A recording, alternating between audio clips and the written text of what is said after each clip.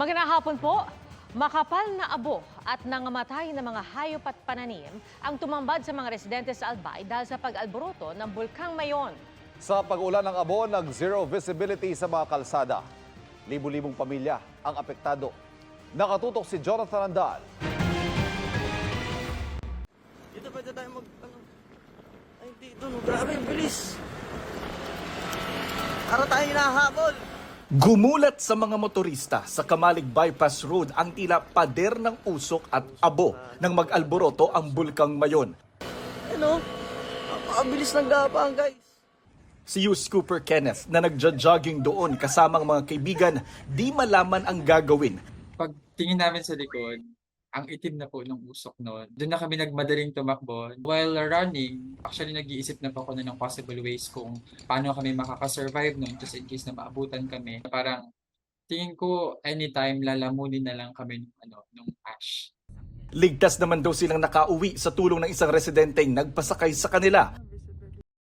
Maging sa daraga, tanaw ang ragasan ng napakalaking plume o usok. Natakpan na nga ng husto ang bulkan. Ayon sa FIVOX, umagos ang uson o pyroclastic density current sa southwestern slope ng bulkan na epekto ng lava flow collapse. Kinagabihan, halos hindi na maaninag ang paligid dahil sa ashfall. Nasa linya ka pa ba?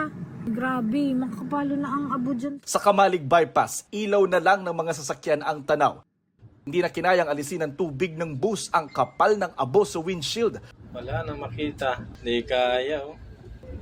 Maraming tubig. Maging ang helmet ng rider na ito nabalot ng abo. Grabe, guys, ang alikabok.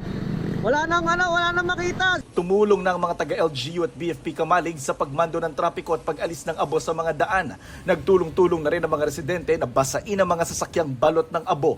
Namigay rin ng face mask sa mga residente. Sumabay rin sa ihip ng hangin ng ashfall. Kaya halos mag-zero visibility rin sa bayan ng Ginubatan. Pati mga sasakyan at halaman sa paligid balot ng abo. Ang Ginubatan MDRRMO namigay na ng face mask sa mga residenteng stranded sa labas. Ngayong araw, tumambad sa mga taga-Ginubatan ang makapal na abo, puspusa ng flushing operations ng mga otoridad sa mga pangunahing kalsada.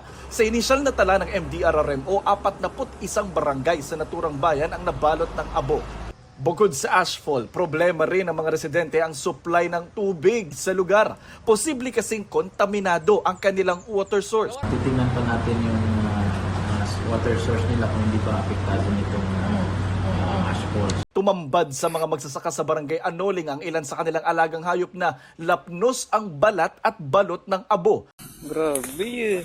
Pati ang kanilang mga pananim na sira ng abo. Ayon sa NDRRMC, nakanapuruhan ng abo ng Mayon ang Ginubatan, Kamalig at Ligaw. Mahigit 30,000 pamilya ang apektado sa tala ng Office of Civil Defense. Nakahanda naman ng DSWD na magpaabot ng tulong sa mga apektadong residente. Ayon sa FIVOX, kabilang ang Ginubatan at Kamalig sa mga karaniwang makararanas ng heavy o matinding ash fallout dahil sa Mayon.